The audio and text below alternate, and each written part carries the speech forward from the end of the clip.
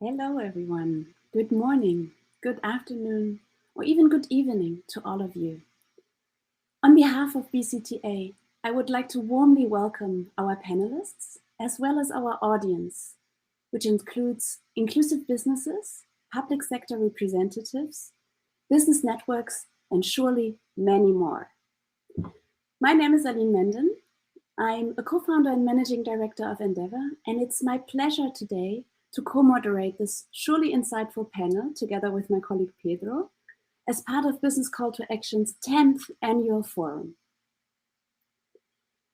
We are proud to say that this discussion also marks the launch of our report, Two Hands to Heal, which looks at the partnerships between inclusive businesses and governments during the pandemic. And on the screen, you can actually already see the cover page. And for all of you who are curious to already take a look, you can download it on the Knowledge Hub of this platform. But for now, please allow me some opening remarks to frame our discussion and also to introduce you to the topic of this panel. I'm sure you've heard it too many times this year. COVID-19 caused a systemic disruption in the delivery of essential services. One of the many things that the pandemic has highlighted is the vulnerability of those who lack access to basic healthcare. Prior to the pandemic, already 70% of the global population were living on less than $10 per day, and half of the global population lacked access to essential health services. COVID-19 created an additional sense of urgency amongst governments all over the globe to tackle these challenges. As you surely remember, it was almost overnight that governments had to create awareness about COVID and screen entire populations, not to speak of maintaining the provision of treatment and care. In many cases, inclusive businesses had already found very innovative ways, particularly when it comes to crossing the last mile and tackling the healthcare delivery gap. To do so, they already do leverage new technologies such as mobile apps, telemedicine, digital diagnostic devices, or artificial intelligence. And with our panelists, whom we have here today, we have three great examples to illustrate that.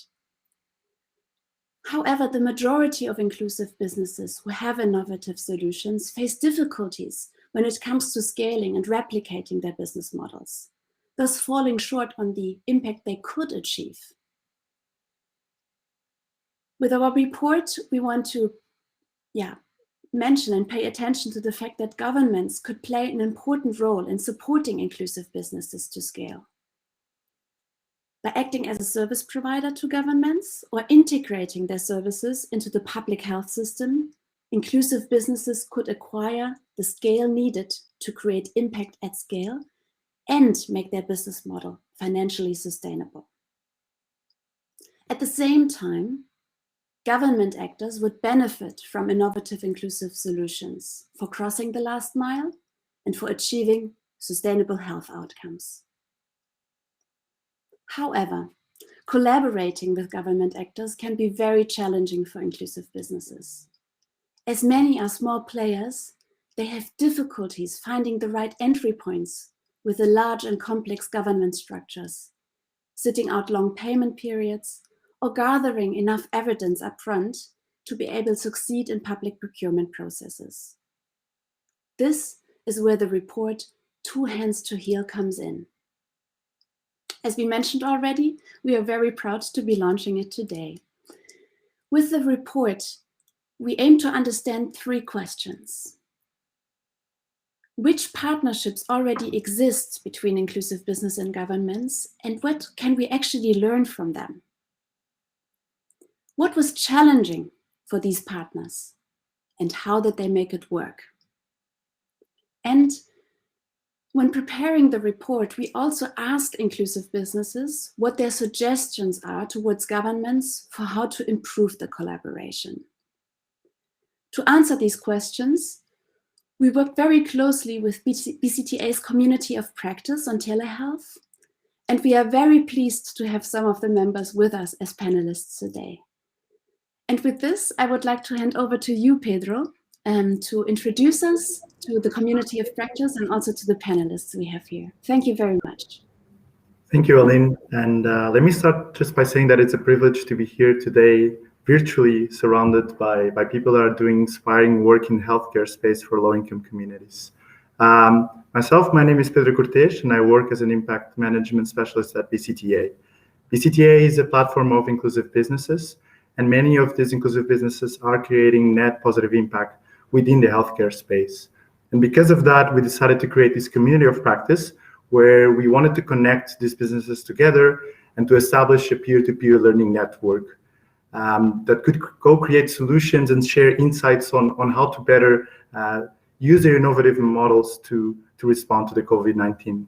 The program included 9 BCtA member companies from different geographies, and they benefited from 3 facilitated sessions focused on themes that were relevant to the members, but also discussions with health practitioners, impact investors, and peer-to-peer exchange knowledge. This is why Endev and BCtA, who are the authors of this report, would like to thank BCtA members and organizations who generously lend their time and insights which made this report possible. Now, with our panelists, we would like now to take you through some of the insights that we found in the report, and we want to make this in an interactive way. But first and foremost, let's move on to quickly introduce our speakers that we have here today. First, I want to start introducing Ting Shi, CEO and founder of Clickmatics, an award-winning healthcare technology enterprise born out of MIT to enable health organizations to serve more patients through its telemedicine and population health management platform. Ting spent the last 10 years implementing mobile health programs across more than 20 countries, serving over 1 million patients in South Asia, Africa, South America, and North America to develop financially sustainable health groups. Now, secondly, we have Shelly, which is the founder and CEO of Sebamov. Atlanta-based Sebamov provides AI-enabled healthcare platform to organizations in India and the US. Prior to Sebamov, he managed multi-million-dollar products for IBM and co-founded a profitable cloud-based mobile technology company. He has an MBA from Cornell and bachelor's from Indian Institute of Technology. Third, as the head of strategy and innovation at Medtronic Labs, we have here today Anne, which is responsible for defining the strategic vision for the future of Medtronic Labs, as well as developing new ventures. Prior to Medtronic Labs, she worked at the intersection of design, business model innovation, and public policy, including roles at the Clinton Health Access Initiative, Medtronic IDEO, and Idea Culture. She brings experience designing alongside communities in Rwanda, Tanzania, India, and US. And last but not least, we have Fide Menre, which has 15 years of experience in public health and is working as a health specialist at USAID Bangladesh. A medical doctor with a master's in public health, Fide joined USAID Bangladesh Office of Population Health, Nutrition and Education in 2017. He supports USAID Bangladesh Health Office in private sector engagement, digital health, program sustainability, partnerships, and program R&D. As I've just mentioned before, we also want to make this as an interactive session. So feel free to bring your ideas in, your experiences. We want to listen to the speakers, but of course to all of you here today in the audience. We'll make invitations throughout the course of the session to engage you as the audience, and feel free to ask any questions that you want to have the panelists answered on the chat. We have a long and insightful plan moderation ahead of us, but we'll take as much questions as we can. Now I'll hand over back to Aline, which will kick off our moderation of today. Thanks so much, Pedro. And it's my pleasure really to moderate this panel with the panelists that we have here today. Ting and Shelly, I would like to start with the two of you. You know that I'm a big fan of your business models. Yeah, as we've heard, you both lead companies that have developed successful business models that cater to the needs of the most vulnerable in very innovative ways. And I would like to start by asking, what makes you an attractive partner for governments? And at the same time, what is in it for you when collaborating with government? And I would say ladies first. Great. Hi, everyone. I'm Ting, and as Pedro has introduced, we have been working on telehealth, telemedicine programs for a decade. And when we first started, it was to solve the problem of lack of doctors, lack of access, and obviously lack of affordability. And to prove that very, very initial concept, and I'm taking you back to 2007 is when we first started this. We worked with the government of Botswana. Botswana has about 2 million people, very, very few expert doctors, most of them on loan from the US. And hence we started a partnership with the government of Botswana, Ministry of Health, with UPenn, and with a fast-moving startup to show that you can build telemedicine with existing resources they have, lending a few doctors and making those doctors much, much more available digitally through telemedicine and telehealth programs. And obviously it came together because it is a win-win. Government of Botswana needs something really fast, started very fast. And with the right partnerships, we were able to do a pilot in less than a month, ran it for 3 to 6 months, and show that we were able to intervene on the most vulnerable or difficult diseases, including HIV, TB, surgery, and prove that we were able to over millions of dollars per year just off of transportation costs alone. I think that's actually a really, really amazing first example of a journey with the government. And since then, there's an entire Ministry of Mobile Health and Telemedicine in Botswana. The program continues to prove its value. And I think a lot of times, by working with new companies, new ideas, you get the speed and the value and also the diligence or resilience from all the parties who are really trying to prove a new concept. And really, really excited to share more. But as we can see, telehealth, telemedicine, just like we have email and internet, it's here to stay. It has proved itself. And so excited to share more and bring more of these knowledge to the rest of the world. Thank you so much, Ting, also for introducing us to your business model in such a practical way. What speaks to me is the fact that you work with local resources and really localize the solutions that you have. I think, Shelley, that may also resonate with you. So let's travel from Botswana to India to hear about Sevamob. Aline and Pedro, thanks for having me on this panel. Underserved areas, they have a scarcity of medical staff and diagnostic services and actionable data when it comes to public health infrastructure. And those are exactly the gaps which Sevamob helps both private and public sector address. We have an AI-based point-of-care diagnostics component in our platform, which enables a nurse or a health worker to do point-of-care diagnostics for blood, vision, urine, diet, and sputum. And so that addresses the scarcity of point-of-care diagnostics. Then we have a telehealth infrastructure in our platform, which enables a remote specialist to then do second opinion or video consultation on that AI analysis. So that handles the scarcity of specialists in those areas. And then we have inbuilt patient data management and analytics component in it, which can operate offline in low resource settings. So that provides a lot of actionable data and can be used to track disease clusters and so on. So these are some of the ways where our platform can directly address the gaps in the public health infrastructure.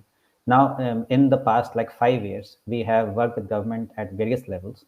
So first of all, we work with several large public sector utilities in India, like Indian Oil, Bharat Petroleum, Hindustan Petroleum, National Highway Authority of India, and so on, and where we provide employee health and corporate CSR services. We also have implemented several government schemes at the district level. It's just much easier to directly implement those schemes at the district level rather than the national level. These schemes are around vision and hearing, where we provide prescription glasses and hearing aids after consults and diagnostics. We have also run some public health infrastructure on a PPP basis for government, say, especially in areas like Rajasthan and so on. And then we work with several other NGO partners and other systemic partners for whom we are the last mile implementer on a subcontract basis for some of their government interventions. And especially during COVID, we address the entire life cycle of a COVID patient. So we provide telehealth-based advice, oftentimes in partnership with these partners I mentioned earlier. we have operated on-site clinics for COVID for such stakeholders. We provide point-of-care screening for COVID patients at home. We provide treatment for asymptomatic, mild, and moderate patients at home as part of these interventions. And then after during the second wave and so on, once the vaccines became available, we have also been involved in both vaccination registrations as well as actual vaccinations where the supply is available to us. Thank you so much. It's always amazing the spectrum that you cover. Ting, maybe before we continue, could you also just in 1 or 2 sentences tell us about the relevance of your solution, particularly during the pandemic? Yeah, certainly. As you know, we are in about 25 countries currently. And during the pandemic, it literally, as you said, overnight governments had to come up with programs where they can screen symptoms, they can educate the public about COVID symptoms, and that they can contact trace and identify and treat those with COVID symptoms and also go into quarantine procedures. We were working with a mining company at the time where they obviously, by regulation from the government, needed a solution ASAP. Within about 2 days, we came up with an entire protocol that are running on mobile apps, train their staff to do the entire cycle of screening, and then following the government regulations for quarantine procedures. And as you know, that does change regularly as well. And then combining that with employers' procedures as well to manage and identifying quarantine patients and getting them all the way through followed up in terms of hospital care. And I think another very important component, COVID is such a fast-moving disease. Every other week, there is a new policy, a new procedure, and our system was able to change very quickly around those. So it helps deliver new policies that are coming out, also helps to adhere to exactly those policies, which in COVID we saw needed to be followed very quickly and very precisely. We also worked with a number of other countries, and this also goes to how we scale and how startups can scale with governments, having those pilot in place, having those innovations and partnership in place. We were able to then go into Pakistan, India, Kenya, Uganda, and USA with very similar approaches around COVID and with our existing platform on telemedicine, as well as the analytics for the population health and the outcomes. Thank you. Thank you. It's fascinating to hear this this spectrum and how you're replicating approaches and at the same time adapting also to changing needs, which is also something that we highlight with more examples in the report. So as Pedro mentioned, we would actually like to also engage a bit with you as the audience. I'm pretty sure that there are some inclusive businesses or digital health companies that are impact-driven in the audience. And in case you are, we invite you to share your expertise with us in the chat. So I'd be curious to hear which innovations have you developed, what makes you an attractive partner for government, and maybe also an example of how you already collaborate with governments. So feel free to share that so that we can also know whom we are speaking to. And while you are typing, I would like to ask you, Anne, about Medtronic Labs and your experience partnering with governments. As we've heard from Pedro, you are the head of strategy and innovation at Medtronic Labs. As Medtronic Labs, you've collaborated with national and local governments in Africa and India. Maybe you can take us through like 2 examples briefly, and I'd be particularly interested in also how you adapted your business model to the changing needs of the pandemic, and also how this collaboration has actually helped you to roll out your solution, just as Ting and Shelley have also explained. Thank you, Anne. Yes, thank you, Aline, and thanks to Ting and Shelley for those really relevant examples. I feel like there's so many parallels for us at Medtronic Labs. So Medtronic Labs, for those of you who don't know, is the global health arm of Medtronic. So we're a completely separate legal entity focused on expanding access to healthcare for patients, families, and communities across the world. We see ourselves as really a health systems innovator. So working with health systems and governments is at the core of our strategy. We don't look to build kind of parallel systems, but really integrate into the existing public health systems to augment and strengthen those systems. So we work with lots of governments. In India, we've worked at the state level primarily with multiple different states, including a pretty large integration directly into the Kerala health system with our technology platform. But I'll dive into some of our work in Kenya, actually. So I think the end-to-end kind of process kind of highlights a lot of the key points that are in the report. So in Kenya, we started working with the government in a PPP model with Novartis, with the Ministry of Health, and with 3 different county governments, as well as Medtronic Labs, which brought our solution, our digital health platform, to expand access to hypertension and diabetes with the goal of really driving towards patient outcomes. So it started as a pilot program funded by Novartis, and 2 years later, fast forward, today, actually one of the counties is actually paying and has adopted the model directly into their system. And we're expanding the partnership to include a lot of other partners and different counties. So now we're in 9 counties. And through the pandemic, I think to highlight some of the impacts of COVID, we actually saw 3 things that were happening. One, of course, we had to adapt our own models. So typically we work very high touch, high tech, and combine those 2. We have lots of in-person support groups, et cetera. But of course, during COVID-19, we had to shift everything to virtual using a lot of different channels like WhatsApp, more telemedicine, telecounseling. At the same time, we saw more kind of uptake of those solutions and acceptance by patients, as well as by government stakeholders.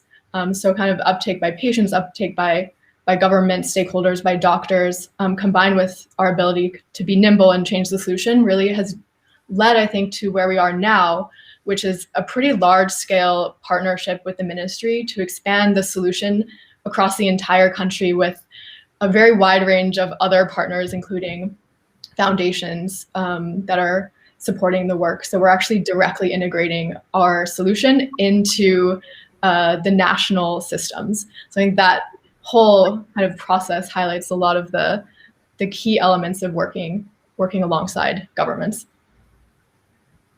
Thank you for this great example, and also for showing the potential, right, to incubate it with various partners at a small scale, and then really being able to roll it out, which also shows the potential for scale, which is actually the key argument of the report, right? That if these 2 come together and if it works, the potential for impact is massive. But the question that we started with in the report is, how do actually governments become aware of the solutions that are out there? And with this, I would like to hand over to Pedro for another set of questions. Thank you, Pedro. Thank you, Aline. Yes, and exactly as you, Aline, was just mentioning, and how from these examples of collaboration that we've been seeing from inclusive businesses with the government, indeed, these 2 stakeholders need to meet. And the report really tried to understand how COVID-19 was an enabler for that connection to happen, and under which formats that collaboration can happen. And based on that, we also came up with some possible ideas in the report of how we make sure that this collaboration happens, and also that it turns out to be a win-win situation, just as the name of this session implies. One of the ideas for collaboration that is mentioned in the report is fostering governments or donors to organize showcase events that brings together businesses and government actors so that they can meet and can match make maybe their needs and solutions. Another one would be to create competitions that identify innovative solutions for specific challenges. So let's say these competitions would identify the innovators that actually can bring their solution that will be incubated in the government later on. BCtA is actually doing this through its inclusive innovation journey. If you had a chance of listening to our Reclaiming Innovation session from yesterday, by now you'd be aware of this. And finally, another suggestion that we brought in the report was to have lean formats that experience the benefits of collaboration. So combining the challenge that I've just mentioned before with joint pilot implementation schemes. Now, after all these three suggestions, Fida, what does USAID do to bring governments and innovative digital health enterprises closer together?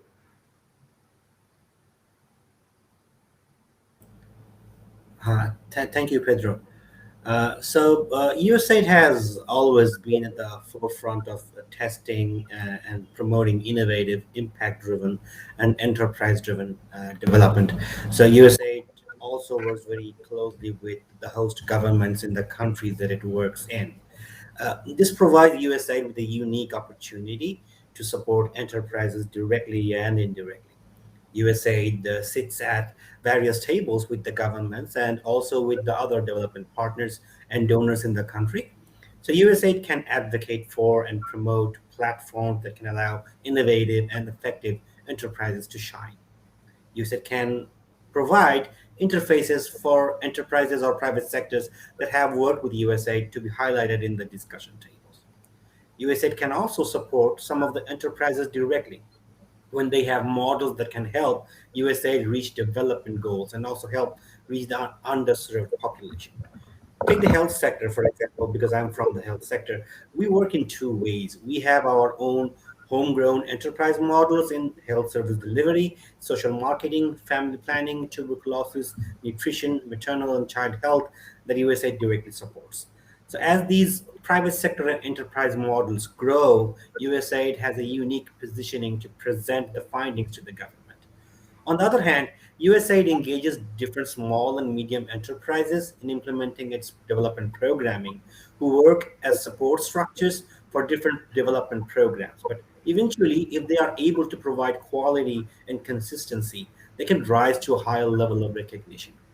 So these enterprises can be brought to light through different collaboration and incubation platforms that USAID supports across the globe, things like development grant challenges, etc.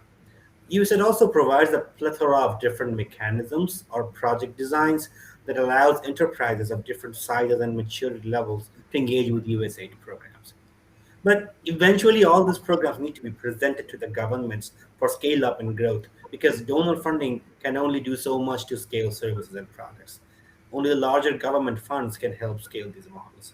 But obviously, very strong evidence driven results are needed to make these solutions acceptable to the governments.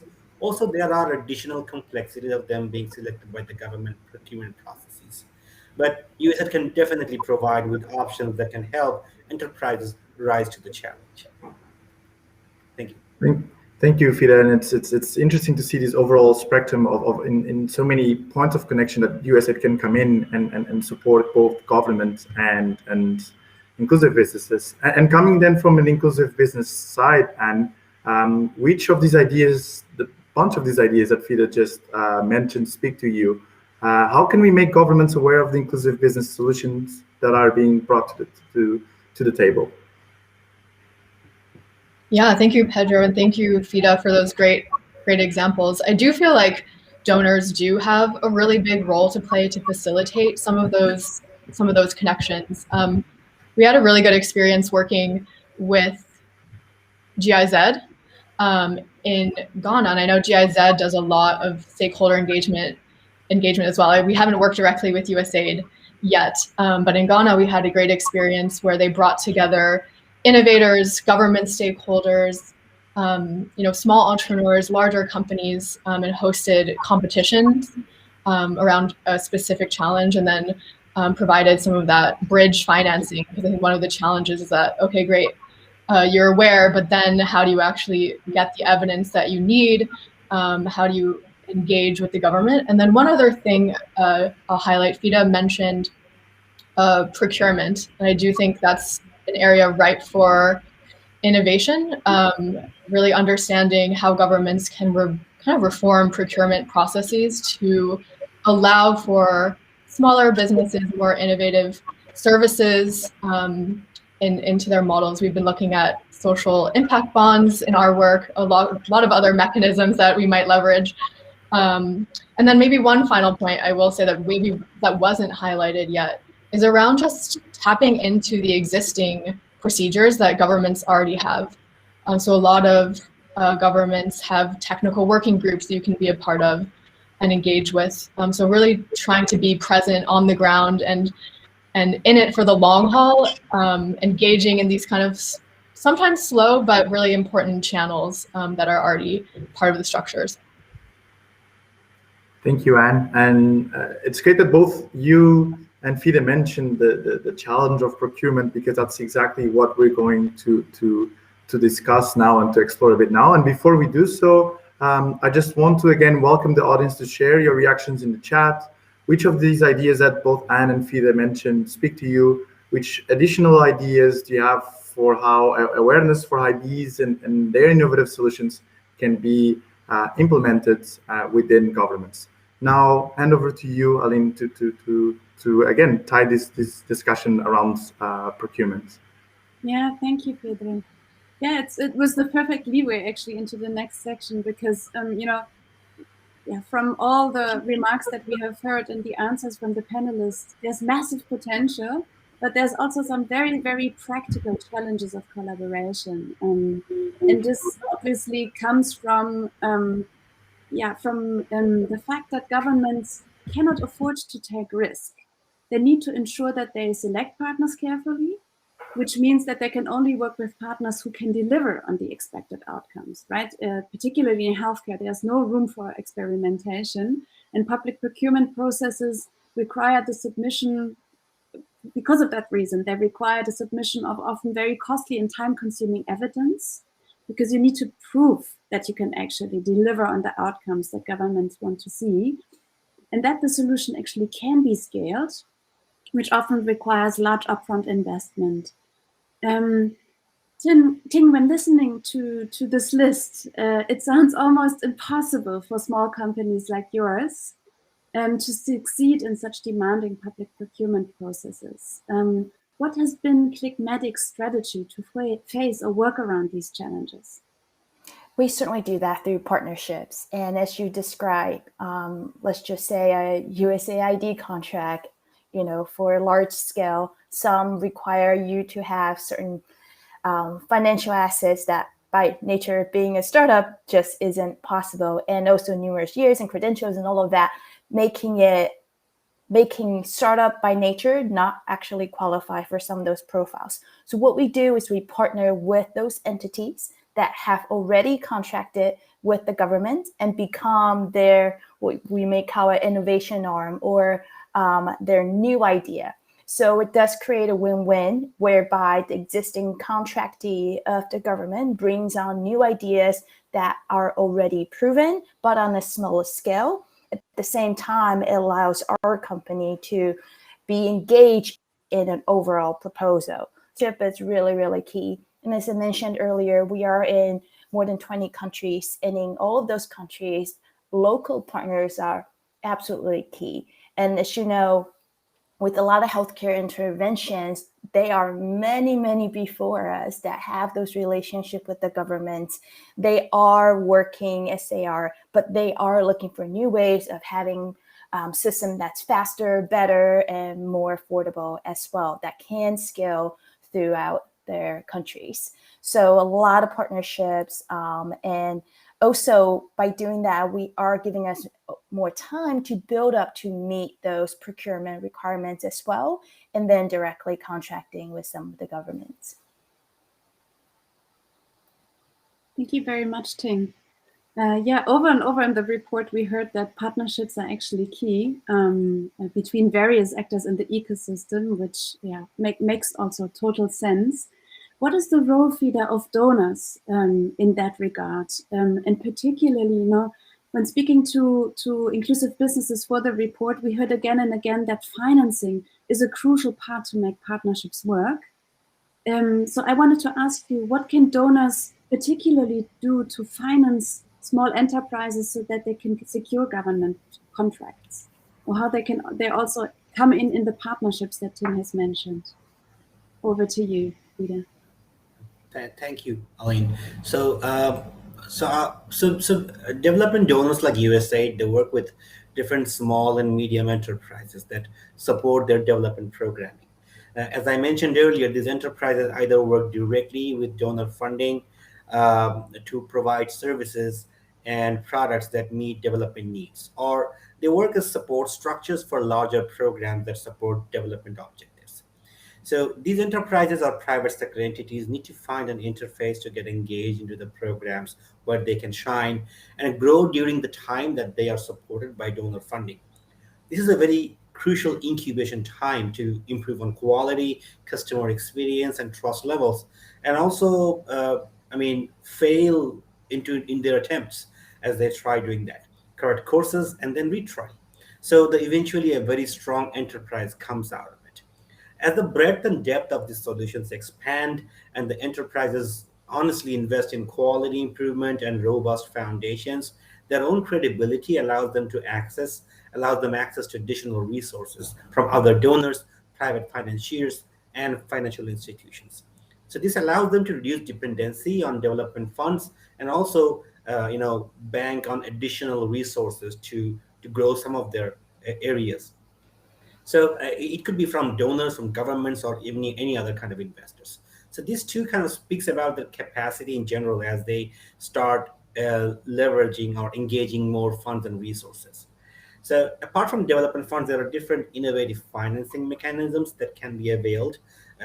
You talked about blended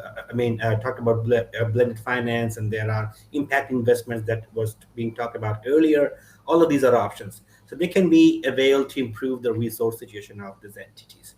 Then these solutions need to perform and show results to be showcased, not only in the development community, but also to the governments.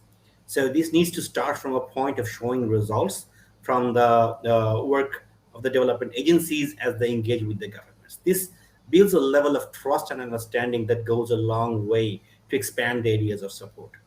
As I mentioned earlier, development agencies have a unique interface with the governments. In course of their work and the digital health solutions that they help test or implement in the country, they need to approach a systems thinking approach and a user-centered design so that the governments adopt and sustain the systems that are introduced. Each solution needs to be tailored to the needs of the government and flexible enough to accommodate any changes that are needed with time. Once these practices and results are well established and a position of trust and understanding is developed, development agencies can work to present new and innovative enterprises to the government procurement systems.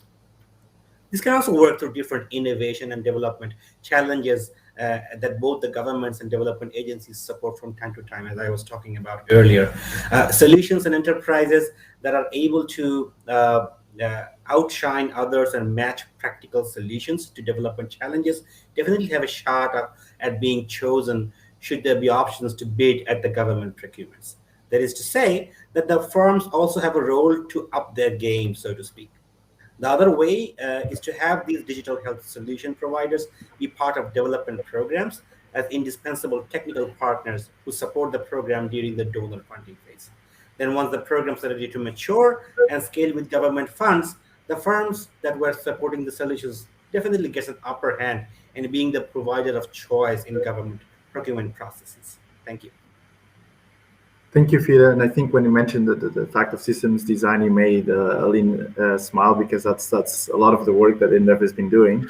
I wanted to a bit take back on the several options that you mentioned that financing can be done, and also tie a bit with what Ting just had mentioned of the challenge that financing can be for startups, and move on then to another challenge that we came across with in our interviews with inclusive businesses, that is financing, of course. So indeed, what we've seen from the interviews with inclusive businesses that BCtA has been working with is that even though they might have the solution that the government needs, they won't have the operating or the working capital that a lot of government contracts demand. So in the end, you have sort of here of a mismatch. Even though you have the solution that will solve the needs of the government, you just don't have, especially if you're a startup, if you're a small and medium enterprise, the working capital that a lot of large contracts demand, which led to a lot of organizations to, even though already taking over on the contract, not being able to fulfill or not being able to apply to certain government contracts. That's been one of the main common challenges that we've seen within financing aspect. Of course, there are many more. But Shelley, now getting back to you, What ways did Severmob find to work around the financing challenging of these big government contracts? So let me start on a good note. I have a very creative case study for you guys and the audience regarding funding. So USAID has a Samriddh program in India.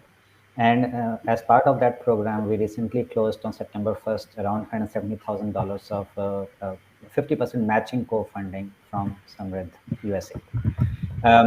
From start to finish of the application, it took just 3 months for the end to end. Then within 2 weeks, we were able to line up 3 other corporate partners for this, the remaining 50% matching co-funding. Those corporate partners were Godrej, HCL Foundation, and Bayer. So we doubled the money which USAID put on the table here. And now, as a result of that, we are running 11 mobile medical units in one state of India for COVID, cardiometabolic, and nutrition services. The intervention will start in October. We are starting vaccination services in 3 states of India in partnership with Godrej and Bayer. So that example just shows how even with a small investment from a donor like USAID, innovators like us can bring other partners to the table and make the impact much bigger. How else would you explain, like, with such a small amount of money, we can provide these type of services for, run these type of interventions for 1 year, right? Now, on the flip side of it, I would say when we have directly worked with whether public sector utilities or with local governments, we've had challenges in payments of invoices. Oftentimes invoices get delayed within like 60 days, 90 days, or sometimes even more than that, or sometimes like they never pay and we cannot go to court with that. So if, say, the governments say put a rule that the invoices will be paid within 30 days, at least for the small and medium enterprises, that would be very helpful to innovators like us. Second thing, which we have also explored recently, is cash flow based financing. Now, obviously, there can be either some government or donor schemes for cash flow based financing, or private sector is also picked up the task here. And recently we closed, for example, some cash flow based financing with a venture debt firm, Caspian, in India. So that's another option for innovators like us, which increasingly, if they have good, solid blue chip contracts, it's easier to secure something like that. Social impact bonds, which Fida mentioned earlier, where an innovator or a donor subsidizes the risk, and the government pays if the health outcomes are delivered, is another way where something like this can be financed, right? So those are just some examples, and I'm open to other examples from other panelists. Thank you so much, Shelly, and thank you for the creative case study as well, and all these wide range of innovative ways that Severmob found to finance its pilots. Now, before I proceed, I just want to again incentivize you to put any questions you might have to the audience. We have 15 minutes until the end of this session. So if you still will have questions based on the challenges, based on the insights that we've heard from our panels, this is the last chance that you have of doing so. Now, Ting, I'm not sure if you have a creative case study as Shelly just brought, but what does Clickmatics do to deal with these financing challenges that we've just been talking about? But what we do is actually more organic in a sense. In addition to everything Shelly said, we certainly do all of those as well, any way you can to find ways to partner to get funding. What we have tried in terms of actually more of a sales approach is a demo workshop.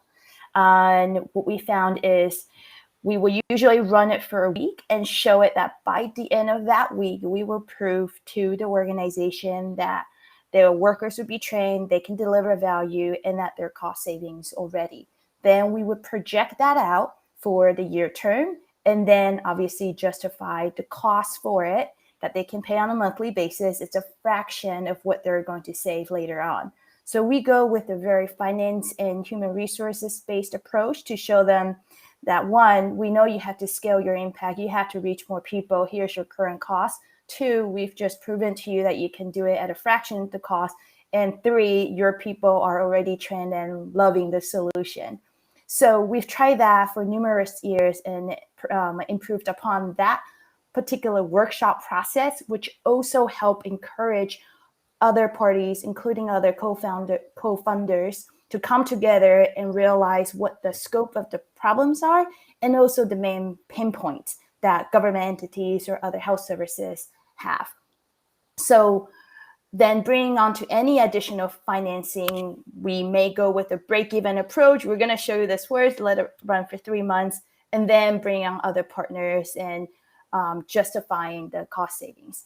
In one program we ran it for 8 months, and for a population of about, at that time, 30,000 people, we showed a $5 million in savings on chronic disease patients. And that obviously helped garner more volume of services, and the organization is also able to grow their top line revenue to almost 70,000 people service, and that's about 2 to 3 times their revenue when we first started.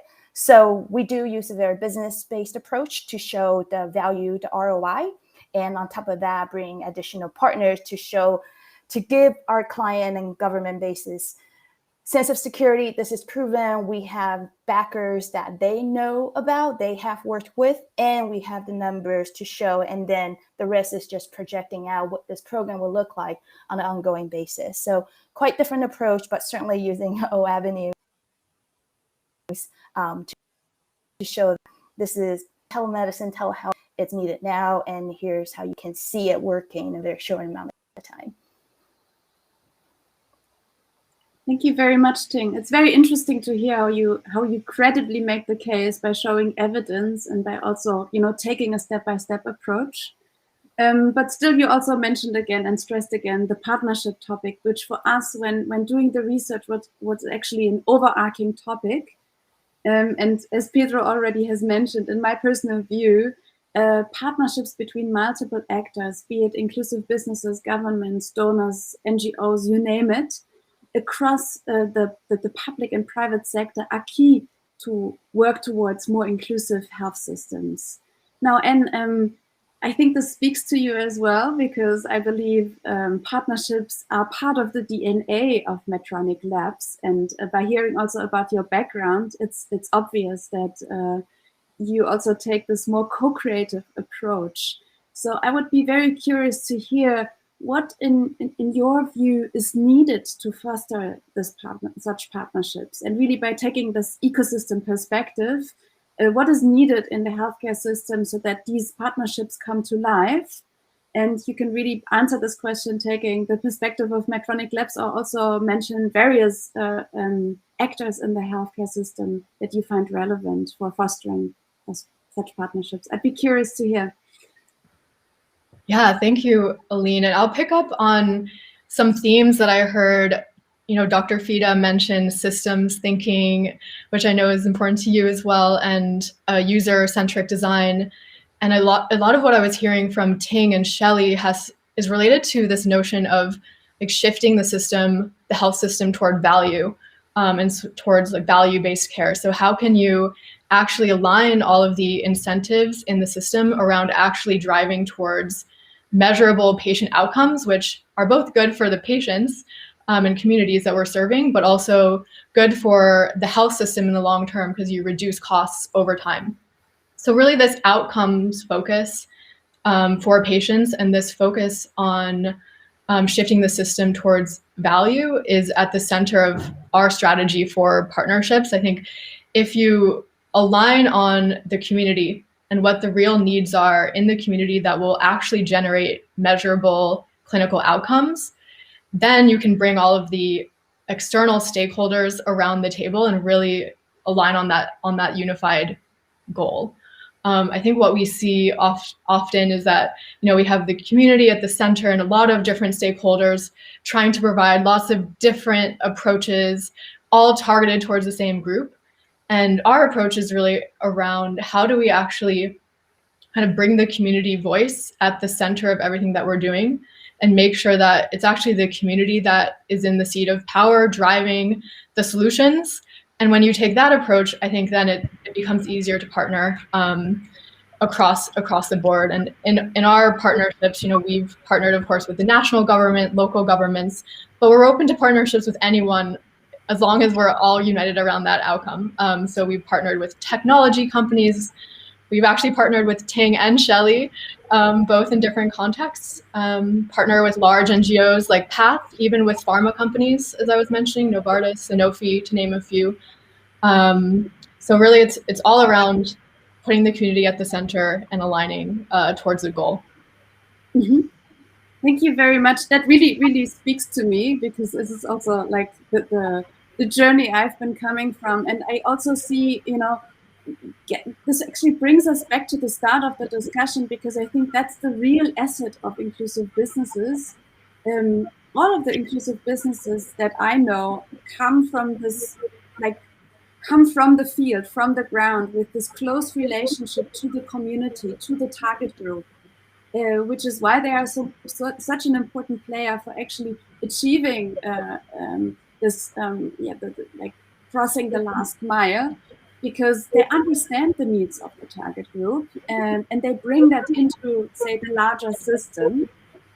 And I think this is why they are such an absolute important player in the system, but why also these partnerships are needed to then, this good understanding of the target group, and the solutions that are tailored to their needs, to bring them to scale. These partners, other partners, are important. And it was very nice to hear over the course of the discussion, Dr. Fieder, you mentioned, how with your programs and activities, you actually provide the room for this experimentation and for gathering the evidence to back these enterprises up, so that they can actually do that right. Ting and Shelley, you showed us your journeys of how you came from this close relationship to the communities to actually, we call you small enterprises, but I was actually thinking before, Ting, you're a multinational already, being active in so many countries. So actually, this is really the red line for me to step away from the fragmentation we see in the sector, to actually bringing various solutions together. Now, what keeps me awake at night is actually how we can do that better, and what the ecosystem needs, what kind of facilitation it needs to actually also align agendas, because we all know it sounds fascinating, but it's not so easy to actually foster, really bring more than two players into the room and find a common theme that they can collaborate on. So maybe, Anne, before others think about their concluding remarks, I just want to push you a little bit again. How do you actually do that? Partnering with Novartis, with PATH, with Ting, with Shelley. How does that work? What's the magic behind it? I would say it takes a lot of persistence. I think the partnership that I was mentioning earlier with Kenya Ministry of Health and the counties took almost 2 years of dialogue and being on the ground and continuing to join the technical working groups and be out in the community before it actually formed. So I think it takes persistence and patience. And the other thing I will mention is that even though we're very tech savvy these days, we're on this platform, of course, and we're not able to meet in person. Everything in partnerships is about trust, ultimately. If you're setting up a partnership where it's transactional, where everything is just written up in the contract, that's not necessarily the basis of a fruitful long-term partnership. So, we try to meet in person when possible. We build relationships and really work with partners who we think are philosophically aligned around actually serving communities first, and that's really, I think, how we do it. At least we try to do it. We're not amazing. We're not perfect at it. Of course, we're still learning. But really, building trust and relationships is key. Yeah, thank you very much also for bringing in this tacit knowledge about partnerships, which I think is so important, and we have to stress even more. So before I hand over to Pedro for the concluding remarks, I'm just looking at Ting, Fieder, Shelley, and also actually the audience. Do you want to make any concluding remarks, or to the audience even any concluding questions? Particularly, I would say, on this partnership topic. Yeah, absolutely. I'd say, coming up with an idea of telemedicine more than 10 years ago and then having solutions everywhere, it doesn't happen without partnerships. The first one I mentioned is with the university. We partner with Medtronic, we partner with various governments. All of this, as Anne said, takes work, and it is about building that trust and having people understand that you will be there for them. You are in it for the long run. And, I think let's not forget the fact about the time horizon. It takes time to build those relationships. It takes time to build a solution to demonstrate and everything else around it. But what I'm seeing is there are many, many partnerships happening, but they're happening in different pockets and different segments. And what's amazing about BCtA and UNDP platform is that you are bringing us together. And I think more can be done in terms of maybe even categorizing. Here are the needs, here's the matchmaking. And there's also a lot of matchmaking happening. But again, it then becomes up to the various partners to continue that. So there's a lot of sparks being made in a lot of these various forums and platforms, which is amazing. And certainly more needs to be done, understanding that time horizon and a continual persistence to make those ideas actually come true with partners. Persistence and endurance is what you need for good partnership. I can also say that from experience. Fida and Shelley, one sentence to close this, just one before Pedro wraps up. Maybe Fida first and then Shelley. Okay, thank you, Aline. So just wanted to say that as Ting was mentioning, these things do take time. So please give it the time and effort. I mean, in any kind of enterprises that are there, give time and effort to build those partnerships, and also as they grow stronger, emphasize on and focus on quality, focus on the value for the particular sector that you're working in. And then as also these kind of the platforms like BCtA, we need more of these kind of matchmaking and collaborative platforms where the voices can be heard, and the donors and the others who are looking out for solutions, in fact, but really cannot find anything beyond the typical INGOs that they work with. So they can find these sort of very bright and innovative solutions that they can work with. And trust me, there are solutions that we can support you with in any country that you work with, from USAID or any other donors. Thank you. It was a great pleasure. Pleasure. And, Please. And Aline, I just have one request for the audience. If there are any large systemic NGOs or donors or health insurance companies or large pharmaceuticals or large medical device manufacturers or employers or health insurers, please contact me. I would love to show our case studies on how we have added ROI to partners like you, and how we have delivered then health outcomes in different areas of South Asia or Sub-Saharan Africa in partnership with organizations like you. Perfect. Thank you very much. Pedro. Thank you, Aline. And I had these sort of concluding remarks, most of them prepared beforehand, but I actually just want, I'm tasked with this difficult task actually of trying to wrap up so much insightful remarks that we have here. But I wanted to depart from what Shelley just asked, because it's this genuine invitation for collaboration, because that's also why we're here today. It's funny to think that actually about 1 year ago in the same annual forum, we had a similar event, a similar session as well with some of the speakers that are here, and we were also discussing and talking about the role of collaboration. And through the reports, we realized that the pandemic was a big enabler of that collaboration. Now, what I want to say is, let's not wait for a pandemic. Let's not wait for big events to actually start collaboration. As part of Business Call to Action, my call to action for you today is to just simply collaborate. If all of us here share the same passion, the same mission of guaranteeing access to healthcare to every individual in the world, why not just do it together? And collaborating is not a big deal. You can actually start this as of now, by using the discussion lounge and the matchmaking functions of our event in this platform. So this is the call to action that I want you to leave here today. I want to thank all of the participants for sharing your insights today. In about 15 minutes, you'll hear of how multinationals leverage diabetes to respond COVID-19. In the meantime, don't forget, grab a coffee with someone in our matchmaking function. Thank you, all of you today, and have a great day. Thank you very, very much. Thanks. Thanks for having us. Thanks for having us.